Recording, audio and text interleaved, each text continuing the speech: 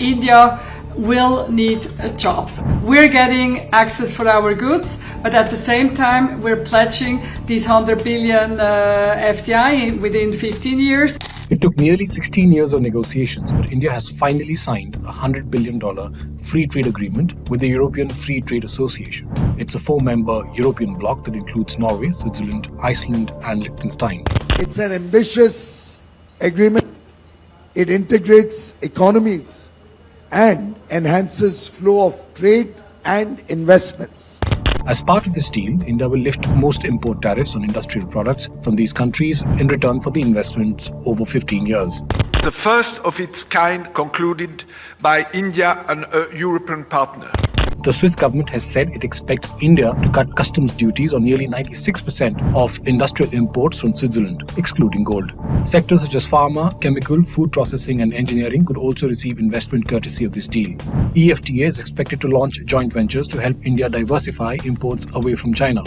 Integrates India with many new global value chains and promises huge business opportunities and employment opportunities to the people of the 5 countries. Such investment could help India generate economic activity and jobs in exchange for giving market access to the 4 EFTA nations. Norwegian companies, our sovereignty fund and our climate fund have already invested $25 billion in India. And this will continue to grow now as we move ahead together as friends and partners. As many global firms move their investments out of China, deals such as this one will help India emerge as an important investment destination ahead of countries like Vietnam and Mexico. India Today's Geeta Mohan spoke to Helene Budliger Artieda, the Swiss State Secretary for Economic Affairs, after the deal was signed on Sunday. I'm being joined by Ms. Helene Budliger, who is the Swiss State Secretary for Economic Affairs. Thank you so much for joining us here on India Today. Let's begin with the trade deal itself. Hard negotiations, but this very well could be one of the last important deals that India would be signing before it goes into elections. How did you make it happen? With, I think, hard dedication, with the fact that we really intensified our discussions, and I think at the back of our mind, both the Indian side and EFTA, we knew that we're only going to see success if it's a balanced deal, if it's a fair and equitable deal, and if we don't touch each other's sensitivities. And I think that was really good. The first time I came, a bit more than a year ago, we sort of agreed that that was going to be sort of the framework. And whenever one or the other side, started to touch on these red lines, I call them, we could say, no, sorry, this is sensible, or India could say this is sensible. So quite pragmatic, and towards the end, it really became also a trusted relationship where we could signal each other the difficulties. And then many visits, many travels, many phone calls, many video conferences. So really hard work. A very important announcement was also the $100 billion investment plans. What are the commitments, assurances, plans to really bring in that capital? Yes, so it's private sector investment. Switzerland is very much a bottom-up country. It's unfortunately not up to me with a magic wand and saying to this company or to that company. It's really private sector investment. But let me dial back. I told you, we sort of said, as a framework, it needs to be a balanced deal. And of course, if India is giving us market access for goods, and it's a 1.4 billion market, and it's an economy that aims to be 3rd largest global economy, and I come with 9 million inhabitants, we're not that small, huh? We're 20th largest market, but nevertheless, you could sense that there is a disbalance in it. And so we put some thought into it, and for us actually the most natural thing is foreign direct investment, because we do that all the time. We're 6th largest or 7th largest investor in the US. So this is not something new for us. And in the end, we also realized that India is a young country. You have many young people which are very talented. They graduated from grade school. So we also understood that India will need jobs. And so we struck a balance we're getting access for our goods, but at the same time, we're pledging these 100 billion FDI within 15 years. Cleverly, we managed to play on each other's strength. Which is a very important thing, job assurances and investments coming into India. But you spoke about market access and more access to the huge Indian market.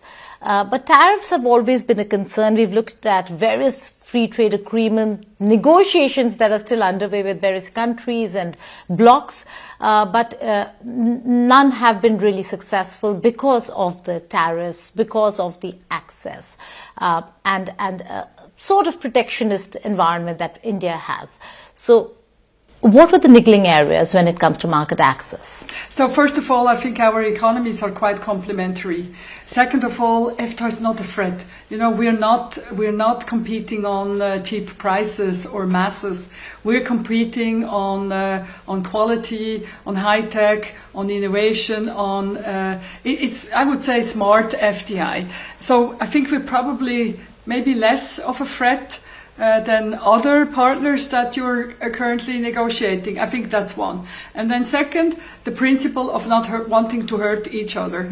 So we also really took good care of each other's sensitivities. I give you an example. Of course, Swiss cheesemakers would have loved to get a better deal out of this free trade agreement. But I think in my first meeting with Minister Goyal, he told me, don't ask any dairy tariff reductions because that's extremely sensitive. I have a lot of smallholder farmers, yes. Often single women with 2 free cattle or 2 free goats. And, you know, as a small country that's also quite protective of our farmers, we could immediately understand each other. And I said, okay, I'm not going to pressure on cheese, although that would have been amazing for our farmers. But I think that understanding of each other's sensitive has helped us a lot. There are people who would be concerned about the competitive edge that companies from these parts of the world would get over smallholders here, MSMEs here in India. Having said that, there are concessions that that Switzerland also had to make when it comes to gold. How do you view the concessions on gold? So that you did not get actually. Right. No, we didn't. Gold was signaled to us as a sensitive item. You have to understand, so the gold is actually not coming from Switzerland. Switzerland is a trading hub, not only for gold, for other commodities as well. So, of course, we have refineries in Switzerland. And don't get me wrong, they are amazing to have them in Switzerland, but it's not a massive contribution to our GDP. So again, having that conversation, getting from the get-go, that was actually the second item we discussed after cheese and dairy, getting that signal early on in the conversation. Of course, we could readjust and say, okay, pity, but there is clearly a sensitivity on your side, so let's not touch it. Then what about the pharma sector, the big data exclusivity that could make Indian drugs more expensive? What were the conversations there? How did you navigate that space? So there I have to be really clear. We have reached an IPR chapter which is really in accordance with what India has agreed upon in the framework of WTO. So we didn't do a TRIPS plus or plus text. I think there's been some misunderstanding. I also saw some text floating around in India press. So those are not the texts that are in the agreement. And so that's one. Second, Switzerland is fully aware that access to public health is a human right. We are actually strong development partners with many African countries, with countries in Southeast Asia, with countries also in Latin America, and we have funded ourselves millions and millions during decades so that people could have access to public health. We believe that protecting intellectual property rights actually can work very well also with the generic industry and with granting access for people which have had less fortunate lives than you and I had. So these things are, in our mind, not connected. We actually also, generic drugs are used in Switzerland. So really the innovative pharmaceutical products and genericas, they can live a perfect life among each other. But important to say that India first of all, India is a tough negotiator. So they would not just believe me if I would give them a text.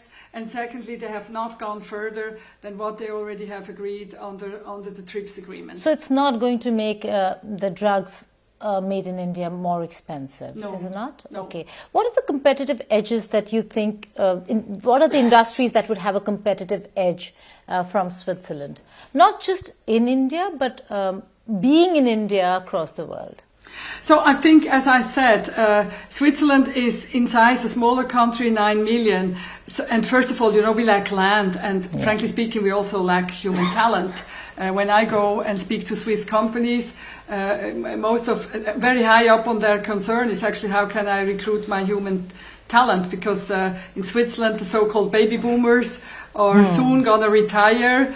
If you look at our childbirth rate, so clearly we're missing young people to work in our companies. So Swiss companies for some time now have actually started manufacturing across the world, and this is where I see the complementarity. So I'm not here to try to set up the big next industrial complex in Switzerland. That might as well happen here in India, and it can be funded, and technology transfer, the apprenticeship model, and all that, we can bring that to India, and it can happen in India, and from India it will go maybe back to Switzerland or to the rest of the world. I think this is the image and the vision that one needs to have. The fact that you spoke about people and human resources in terms of mobility, is there anything in the agreement that talks about visas and mobility of Indians also then going to Switzerland? Yes, this is the so-called Mode 4, and we have, so this TEPA also includes not only access for goods, but we're also trying to create access for people and services. And one of the big asks by India, and we were, after I have to tell you, also convincing, the line ministries back in Switzerland, we have been able to discuss audiovisual services and see how we can better grant access, given Bollywood and whatever is happening in India. You are absolutely excellent there.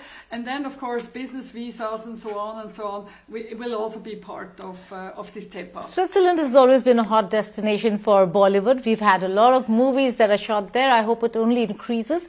But how does this now help India's chances with European Union trade deal? How does it help European Union to really look at India and get that free trade agreement through?